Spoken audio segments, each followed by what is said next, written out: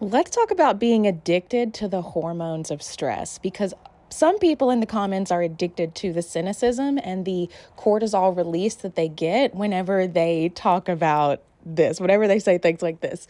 So let's take a closer look at how we end up addicted to our negative emotions, or more precisely, what we call hormones of stress. The moment we react to any condition in our outer world that tends to be threatening, whether the threat is real or imagined, our body releases stress hormones in order to mobilize enormous amounts of energy in response to that threat.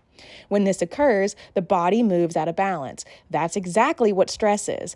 This is a natural and healthy response because in antiquity, that chemical cocktail of adrenaline and cortisol and similar hormones were released when we were facing some danger in the outer world. Maybe a predator, for example, we had to make the decision to fight, run, or hide.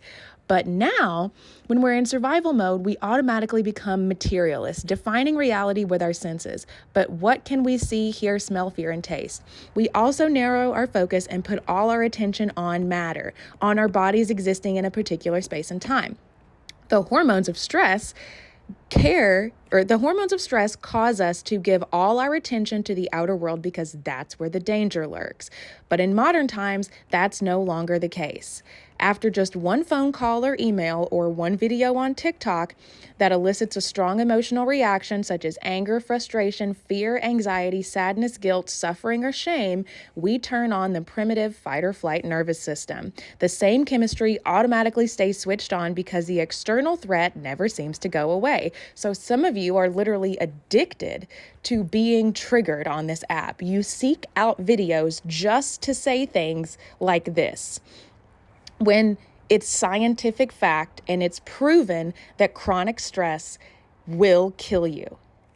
Chronic stress response is not adaptive, it's maladaptive. When we're living in survival mode and these hormones of stress like adrenaline and cortisol keep pumping through our body, we stay on high alert. Here we go. In fact, our bodies become so conditioned to this rush of chemicals that they become addicted to them. Our bodies actually crave them. In this mode, our brains become overtly alert and aroused as we try to predict, control, or force outcomes in an effort to increase our chances of survival. And the more we do this, the stronger the addiction becomes. And the more we believe we are our bodies connected to our identities and our environment, living in linear time, that's because that's where all our attention is. When the brain is aroused and you are living in survival mode and you keep shifting your attention to your job, the news, your ex, your friends, that TikTok video that you saw that pissed you off, you're wiring different neurological networks very quickly. If you keep doing this, the act of habitually narrowing your focus and shifting your attention compartmentalizes your brain, and it no longer works in a balanced fashion. This means your energy are commingled, even bonded with every person, place, or thing you experience in your known familiar reality. And that means there's no energy available for you to create a new job, a new relationship, a new financial situation. If you liked this book, you're going to love this book, and it's going to be super hard for you to get through if you can't understand that you might be causing your own issues. It's comments like this. If you can carry ancestral trauma, you can also carry ancestral healing.